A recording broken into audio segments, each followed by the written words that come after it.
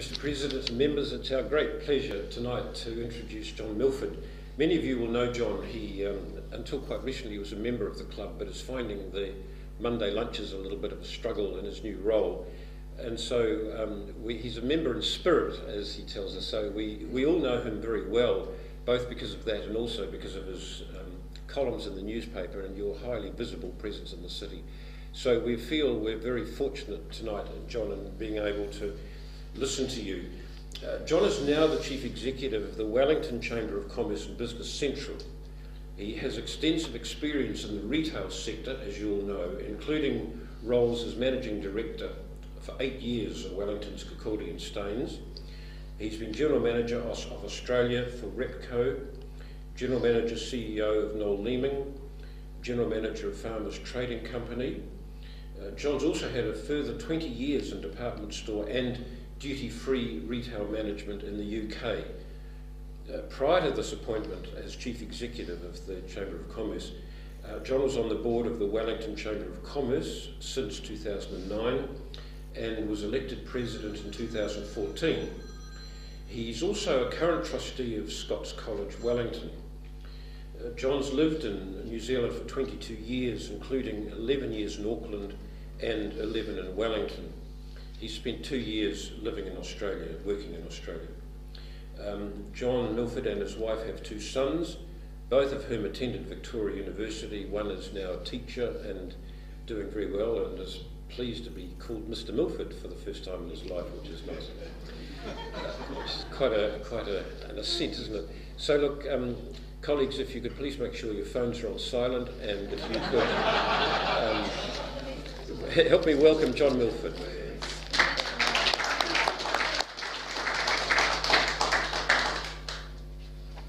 Who I should have said is going to talk to us about New Zealand, the exporter. Yeah, when I was asked by Lady Sachanan to come and speak to this illustrious group, I thought the last thing I'm going to do is talk about Wellington, because I'll get in trouble if I talk about Wellington. So what I thought I'd do, just tell you a bit about the organisation that I now have the pleasure of leading, but also then talk about New Zealand the exporter, because it is very relevant that we remind ourselves how important our export trade is to our country. It is the lifeblood of our country. The Wellington Chamber of Commerce, 161 years old, actually older than Wellington City Council. It's reputed that we actually helped set up Wellington City Council. We can't get things right every time. But we've been around a long time. I'm told, funny enough, we are just about to move offices, and I discovered that we actually had a storage unit, as you always do, with 200 boxes in it. And we actually went out and went through these 200 boxes. Only 10 of them were relevant, but we actually found all of the old AGM notes right back to when we actually started. And reading through, it's quite interesting how influential the Chamber of Commerce was in those days. Helped set up the port, helped set up the airport, helped set up a lot of those issues, those fundamental things that we take for granted nowadays. The Chamber of Commerce and the merchants were very influential. As it happens, when you go into new countries, trading comes first, and so the Chamber of Commerce. The Chamber of Commerce brand is actually about 600 years old. It's actually been going a long time, again, not unsurprising. So, about 7 years ago, the Wellington Chamber of Commerce and the EMA Central merged. It was absolutely logical, absolutely the right thing to do, in theory. Implementation probably left a little to be desired, and we worked through those issues. We've been working through those. I'm pleased to say we're finally moving through that now, and the last piece of governance is there's 2 boards. We have 2 boards at the moment, are being collapsed into one board with a 98.5% approval from the members, which was fantastic. So if you're members and you voted yes, thank you very much. I know the names of the people who didn't, so you're not together. So our organisation is actually, we are 3 brands, Wellington Chamber of Commerce, Business Central and Export New Zealand for the Lower North Island. Our remit goes from Gisborne to New Plymouth, down and includes Nelson. two families, Business New Zealand family and the Chamber of Commerce family, and we're one team. And that explanation is as much of when I try to explain who we are and what we do, and it is for our team. So without further ado, I think that probably tells you a bit about our team. There's 30 in our team based here. We have people based in New Plymouth, Hawke's Bay and Manawatu as well. So quite a wide spread of people, and I spend quite a lot of my time actually outside of Wellington. So we deliver through the Chamber of Commerce. Our main role is that of being an advocate for business, an advisor for business. We also process a lot of documentation, particularly for exports. We do all the trade certification on behalf of the chambers on behalf of customs. We do that. We probably process about 20,000 documents a year, both in hard copy, wet copy and electronic copies as well. On the Business New Zealand side, the Business New Zealand side is more around us supporting businesses. We have health and safety trainers, auditors, we have employment advisors, so we have soft skills training, we have health and safety training, so it's more around supporting business that way. Gives you a brief overview of what we're doing, and let's move on to talk about what I'm here to actually talk about. It's really about the importance of export to New Zealand. New Zealand was a trading nation from almost day one.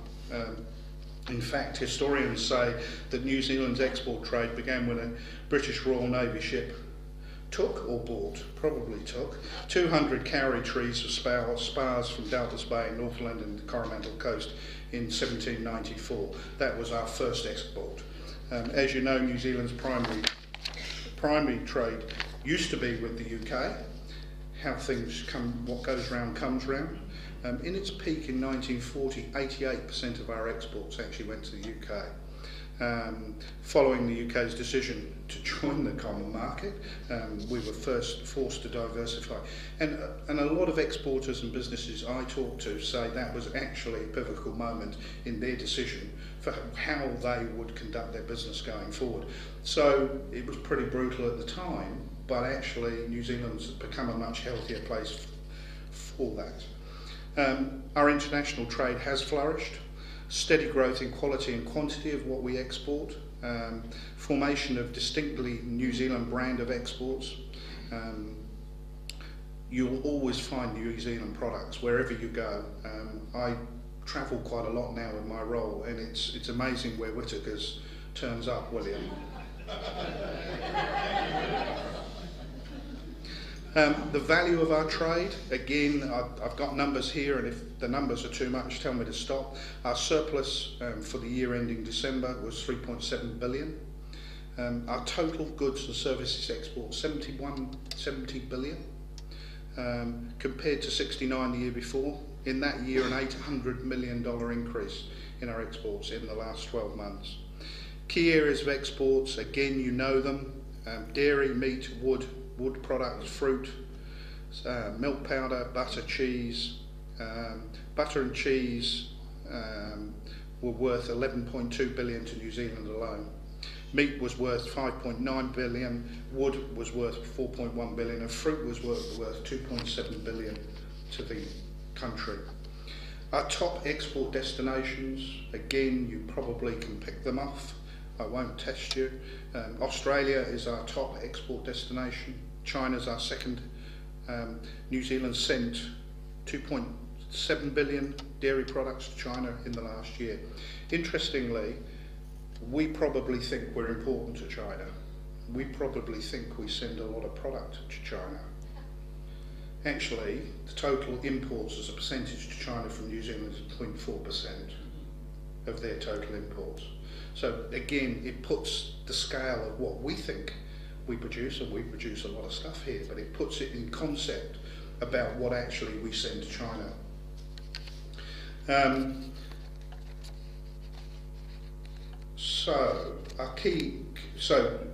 Who's our biggest, where do we get our biggest importers from? Which country do we get most of our imports from?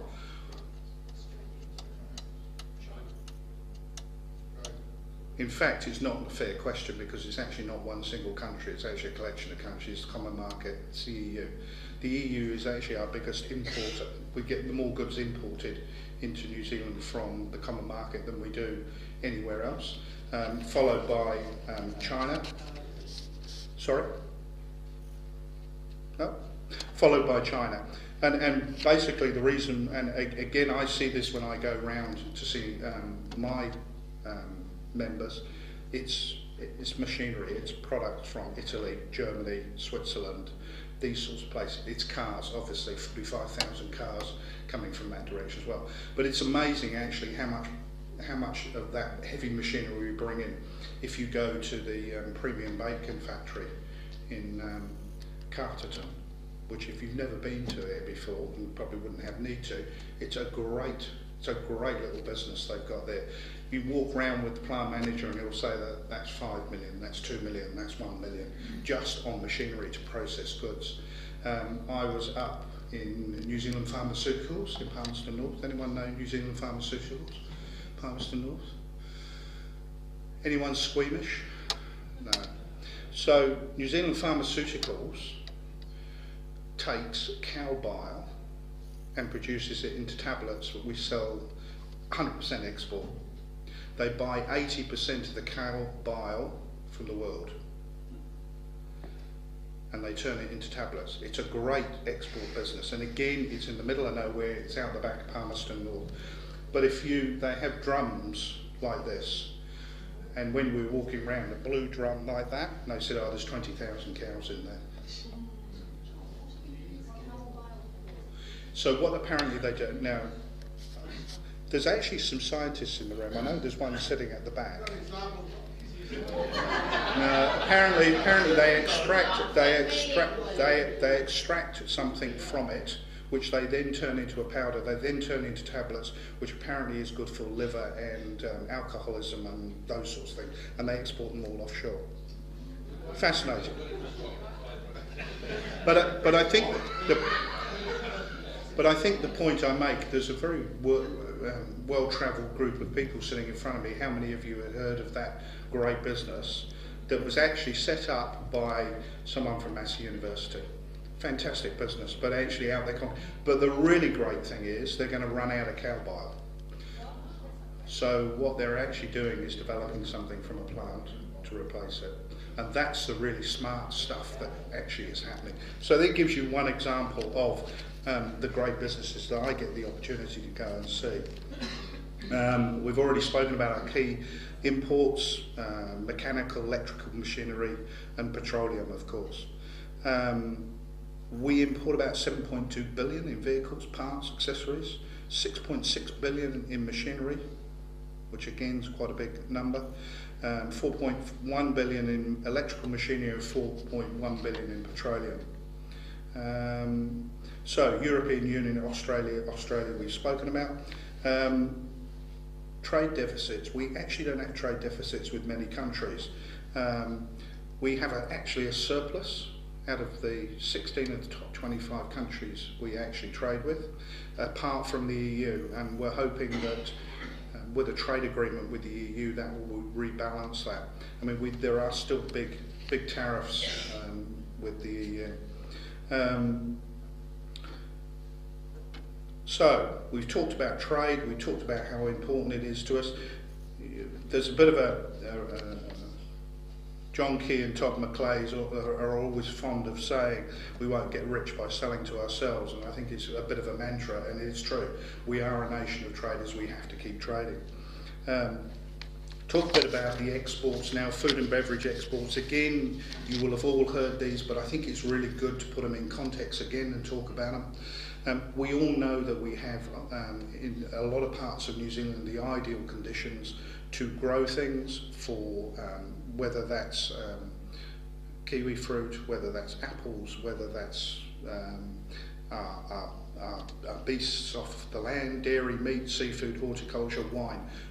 Now that I live in the Wairarapa, I know we've got some great Wairarapa wine over there. So we know that we've got the right environment to produce this. We're a world leader in milk powder, butter, cheese, dairy products, lamb, beef, apples, kiwi fruit, honey, rock lobster, and a whole raft of other things that we're developing all the time. We export our food and beverage markets around the world of Asia. The reality is we've gone from feeding the Western world now to the opportunity to feeding the Asia Pacific region. The Asia Pacific region, home to 4.3 billion or 60% of the world's population, we're actually in a great spot. You know, that's a big trading opportunity. I actually had to get these figures checked because I didn't actually believe them when they were put down. The world's population is projected to grow to more than 10 billion by 2050. Global agricultural production will have to increase by 70% to feed that population. That's a scary, scary thought. 70% more than we're currently producing. Arable land will come under increasing pressure. We'll need to increase production and higher yields just to meet that.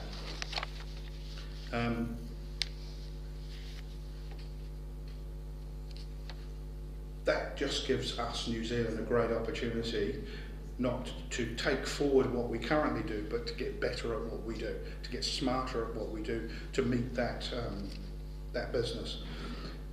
Just to highlight some of the incredible stories of what's happening, take pit fruit, New Zealand.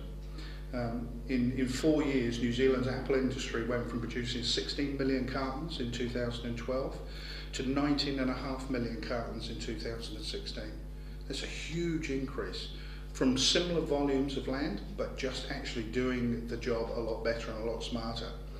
And by 2017, they're actually going to get up to 21.5 million cartons. In that category alone is an $800 million category, just on apples. Interestingly,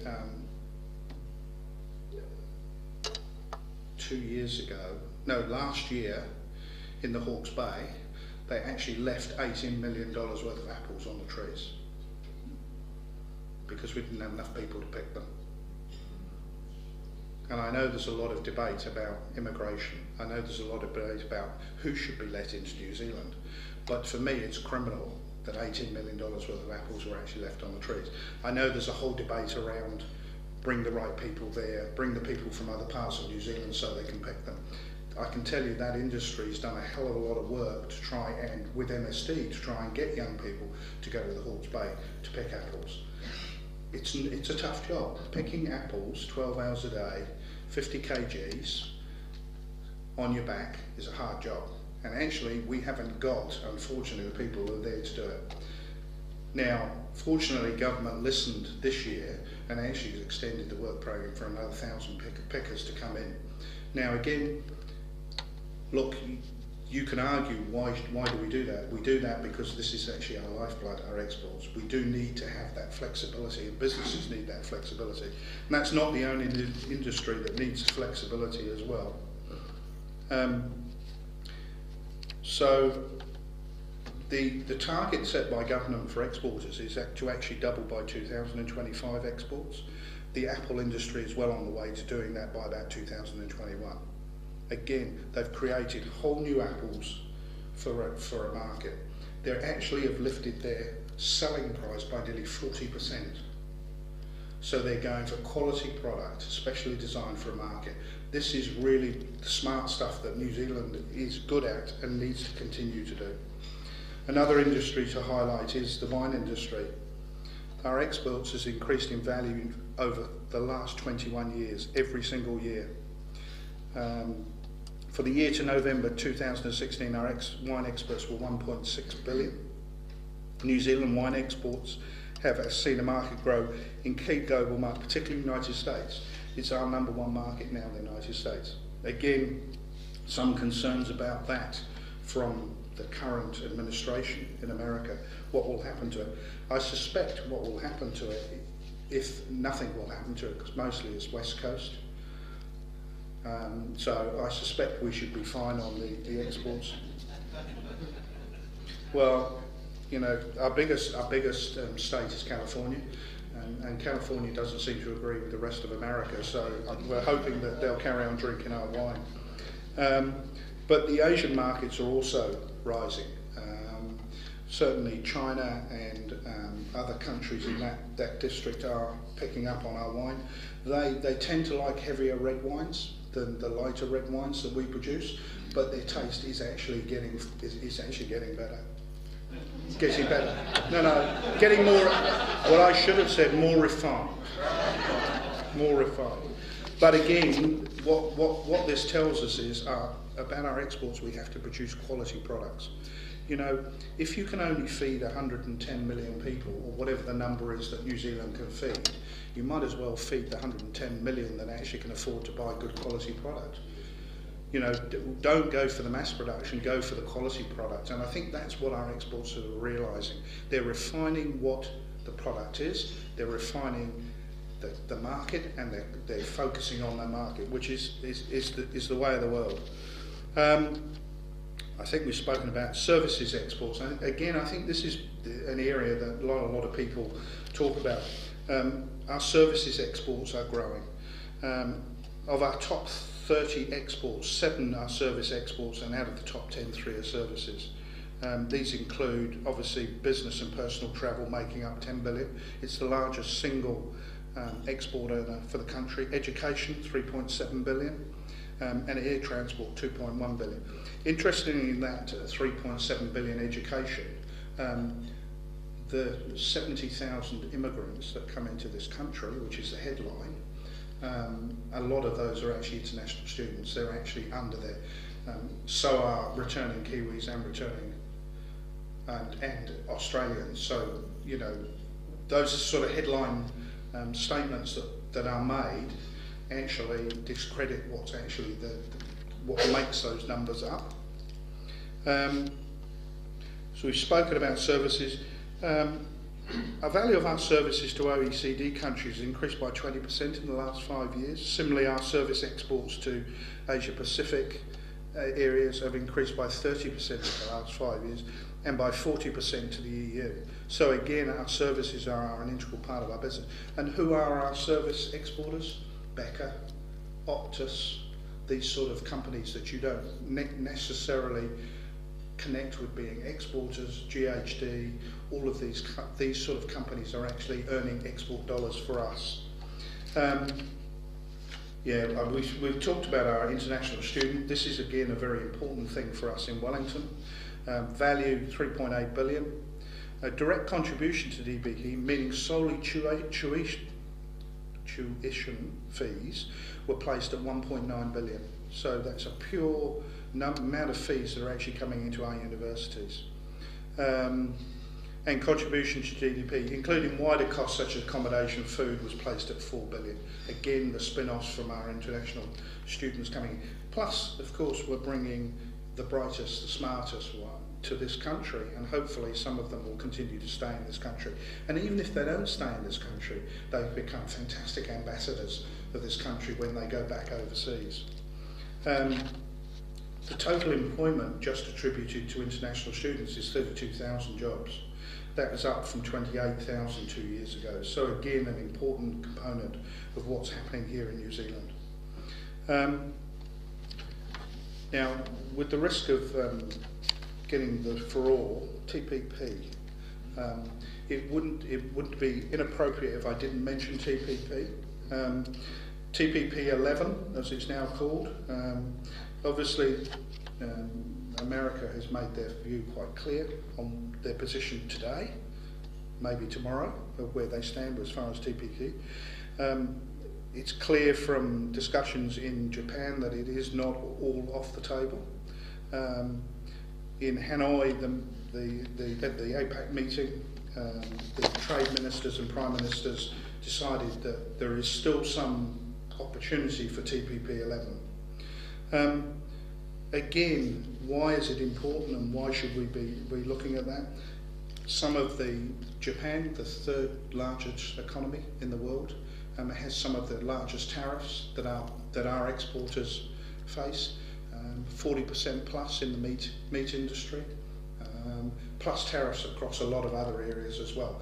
And again, if we can get a trade agreement with Japan, it goes a long way to having a quality audience buying high quality products, which again is important to us here in New Zealand.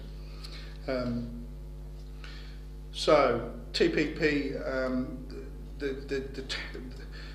the thing is being touted as with America about 2.5 billion. I noticed there's reporters saying now that the TPP 11 is not worth it without America.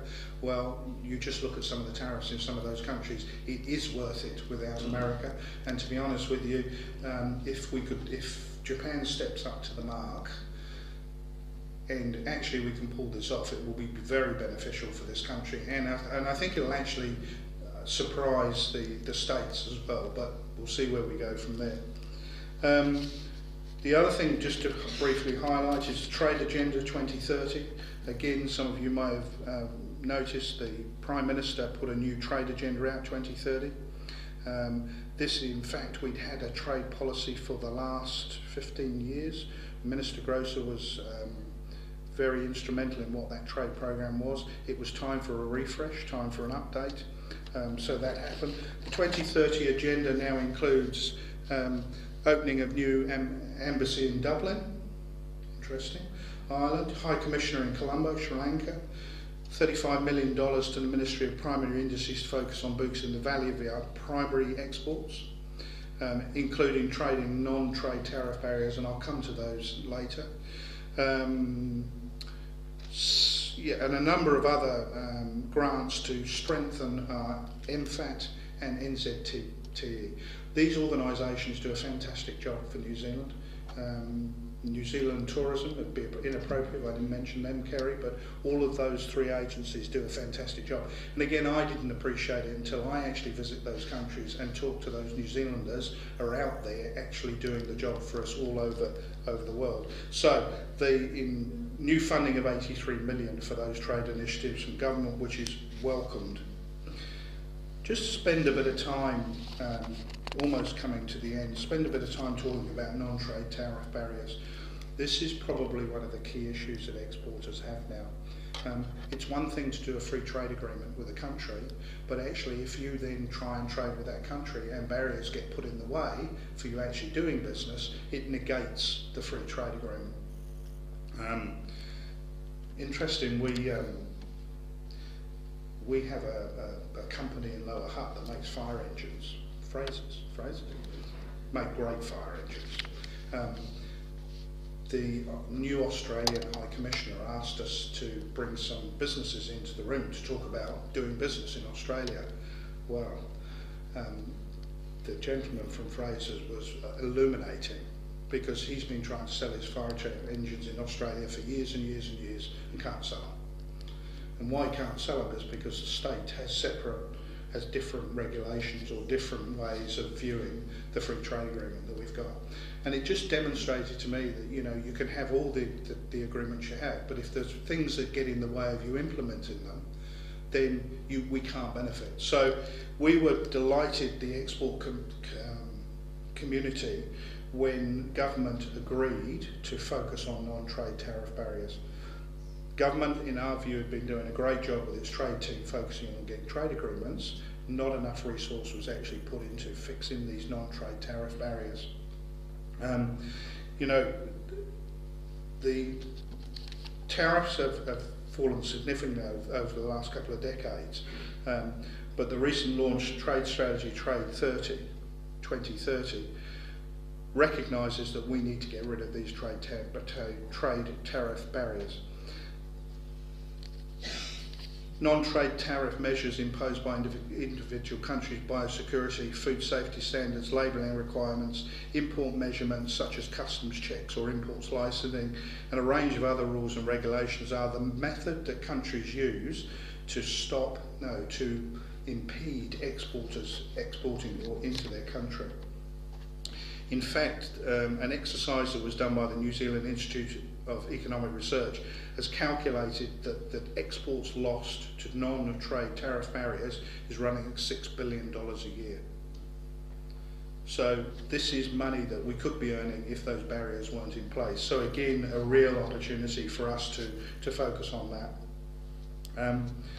I think that probably covers the trade tariff barriers. Yep, I think we've covered all that.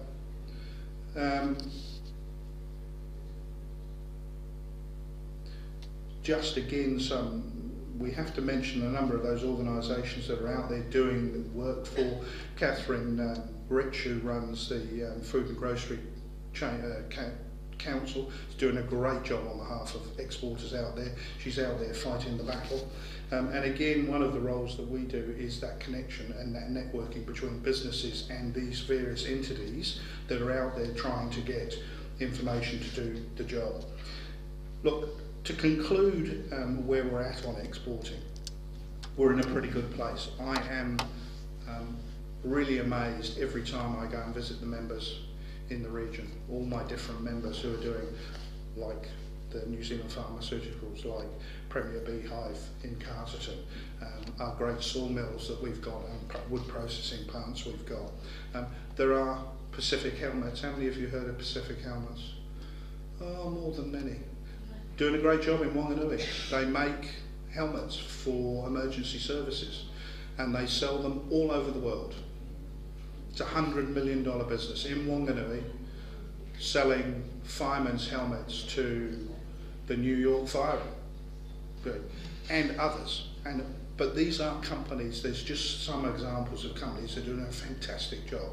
What we need to do as a community and as a country is make sure that we support those businesses to continue to export and continue to make our country what it is. Because without those exporters employing people, making R&D, making investment, trading out there in the world, New Zealand would be a lot poorer place in a lot of ways. So again, whenever we hear the discussions going on around we need to limit the amount of people who come in the country, businesses out there can't get enough skilled and experienced people.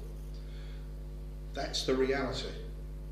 Now, put aside the debate about whether our education system's doing the right thing for our young people, because that's a whole nother debate. But currently today, and for the foreseeable future, our companies can't get enough experienced people to actually keep their businesses going. And if we stop that, the consequence will be we'll do less business. So I think so I would implore all of you to think of the consequences of what's being talked about, particularly around election year, that will impede our exporters doing what they do well, which is out there doing a great job for New Zealand. I've jumped around a bit on there, happy to take questions. Didn't want to give you too many numbers, but I tell you what, it's really illuminating for me to see some fantastic businesses that we've got out there. Thank you very much. John.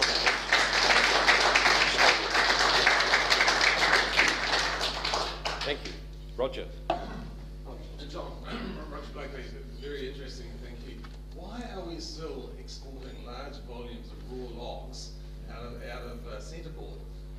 When for the last 40 years that I can recall, we've said we should not be exporting raw commodities, we should be exporting high-end value process goods like kit-set housing and not raw logs.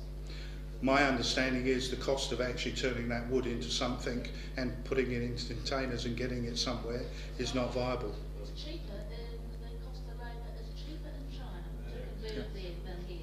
Which, Mr. Chairman, could I ask two questions and you can stop me. John, if you just refer to what's wet copy. What's wet copy?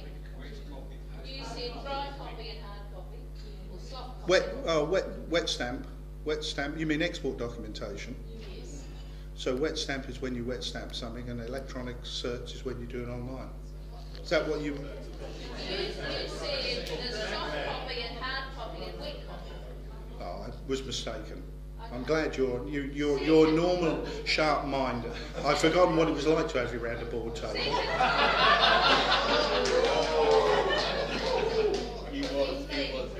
Well, you said that we weren't asked questions on Wellington, but I'm going to. So does the very heart question Roger just asked you, and that is why did the Chamber pursue the city on the living wage?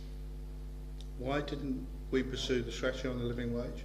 We reached an accommodation with Wellington City regarding the living wage, and that was that in our view, and it's based on what your lawyers will tell you, is that an employer of its own employees is able to do fundamentally what it can do. Well, but when it comes to third parties, a local authority also has a responsibility to its ratepayers. One could argue, what about the pensioner who's being paid $9 an hour for being on the pension and actually has to pay rates? So it's an argument. We have an agreement with Wellington City Council regarding the should they try and impose that on contractors. There is an agreement in place on what action will be taken from that. Thank you, Kerry. Yes. Yes. Thank you, John. You mentioned that we can feed 110 million people, and that's based on effectively our climate and the ability to produce goods. In the recent decades, there's been a lot of conversions, for example, from sheep to cattle, or from livestock to kiwi fruit, wine, and so on. But to what extent are we looking at, or do you have any stats on the ability to actually bring in new arable land to produce the high quality products that we know we can sell? Because I suspect there are some constraints, but there's a lot of New Zealand that has nothing growing on it other than things that we can't export. It's a really interesting one. Of course, to make things grow, you actually need water. And as you know, I think was it 94% of our rain gets flushed out to sea, so we actually save very little of our water. If we had a program for putting dams in and actually putting water so it can be actually reused, then we could actually meet those targets to actually grow more food. I don't know if you know, you've been down to Canterbury lately, the water scheme they've got down there. It's an unbelievable transformation down in Canterbury. And actually what it's also doing, I'm told, is actually raising the water level back up again, because it's actually capturing all the runoff water. Water's one of the key things that we need to do. I'm not so sure about, you know, turning forests into dairy. I mean, that's another whole debate and discussion, but water's the key. And we've got major dam projects at the moment stalled. We've got one in the Hawke's Bay, one in the Wairarapa, and they're projects that have been stalled.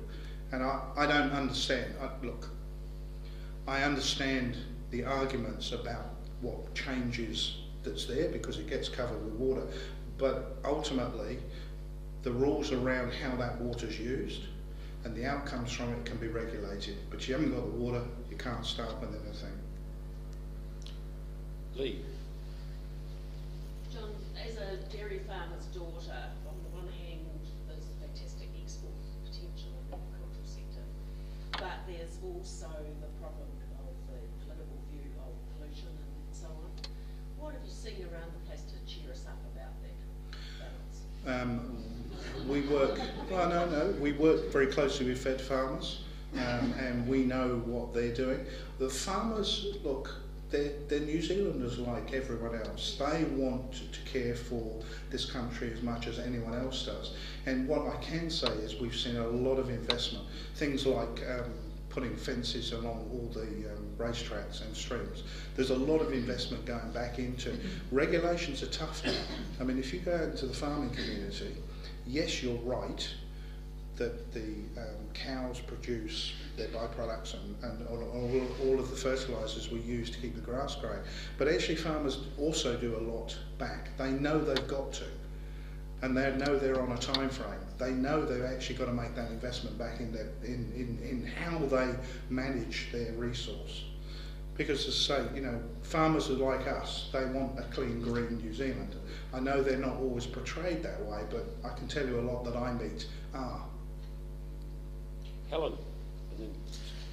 I don't ask that question because that one's going to be hard at the over the back. John, I was really excited when I heard that you had a storage shed. And that you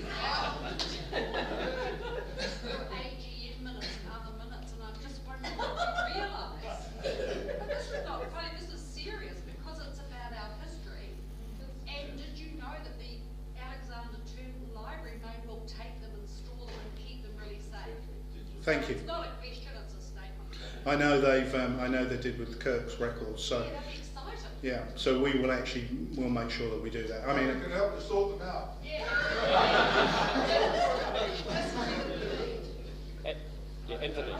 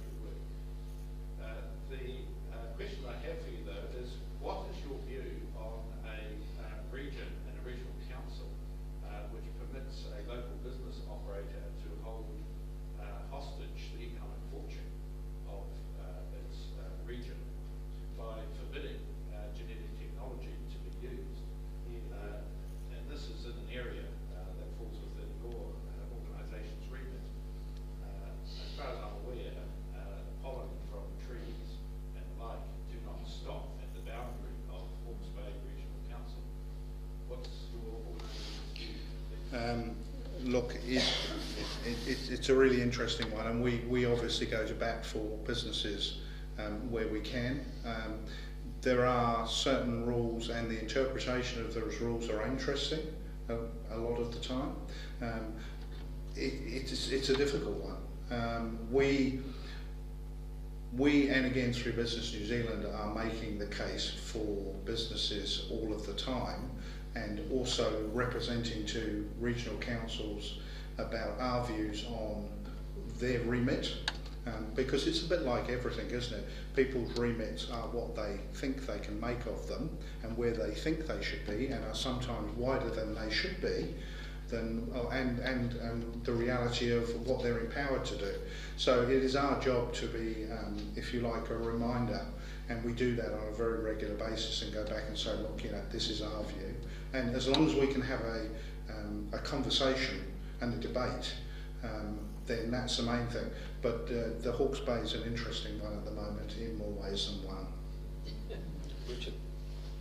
John, how does your area, the Lower North Island, compare for exports with other parts of the country and the urban-rural split? Exports in the city now, the metropolitan area, good with the rural. That's a really good question, actually, and I don't think we've ever actually done the stats to compare the areas. I'll do that. I'll do our complete area as stats. I mean, we obviously have a diverse land usage in those areas. High meat processing, obviously, up through the Hawke's Bay, the Wairarapa, the Manawatu, high dairy in Taranaki. Also got Methanex, petrol, out of Taranaki as well. So I can't answer your question specifically, but we are a powerhouse of exporting in the Lower North Island, just by the land and how fertile the land is as well. We don't have too many dry places, although, as I say, the Hawke's Bay could do with its dam. I keep plugging that one. Yes, Mr. Big man. I will get that information for you. That actually will be very useful. Congratulations on your address. You're singing my song as a rewired exporter. There are hundreds of companies around New Zealand, like New Zealand Pharmaceuticals and Alpha Company, who are doing fantastic exports all over the world, and they're unknown and unsung largely. Even thinking about the wine exports, I know when we were away in Asia, the big thing on the BBC announcing that New Zealand was the third largest exporter of wine to America, after Italy and France. And all our wine exports to the UK, we sell our wine for more money per litre than any other export to the UK. And well done, thank you very much. Thank you, William. Well, we need to end this. Can I ask one question myself before we end? Just quickly walk us through Brexit. What's the Chamber's view, whether that's a good thing or a bad thing for us? Well, personally, I had to speak to my mother because I know how she voted, and reminded her that she might null and void my two sons' passport to get into Europe, and my mother-in-law. Look, to be honest with you, where do we think we'll go with Brexit? I was there last week in the UK. I think they're living in a bit of a cloud cuckoo land at the moment. And what I say by that is nothing's changed because they're still part of the common market. Life still goes on. Although it's interesting, a number of financial firms are now looking for premises in Dublin and other locations. So I actually think when that document's signed and the exit comes in, there's going to be quite a harsh reality in the UK. They have enjoyed a bit of what we've enjoyed. Their population's grown. They've got a lot, their population now is at 64 million. So their population's actually grown. So more people coming in, and that generates wealth for the country. The challenge they've got is, we understand Europe's not going to make it easy. It is going to be a hard exit as far as that's concerned, and so they are going to have to look for new markets. I think it's widely reported New Zealand, Australia, Canada. There are discussions about bilateral trade agreements, but they can't do that until the others. So I'm concerned that, as I say, I think they think everything's going to be fine, but I actually don't think it will be. Oh, interesting. So that's my view. John, we're most grateful to you for a most interesting and fascinating talk. The size of the numbers that you're talking about is just extraordinary, and your grip of the subject we really appreciate. Thank you for the conversation that you've had with us, and members, if you could join us in saying thank you.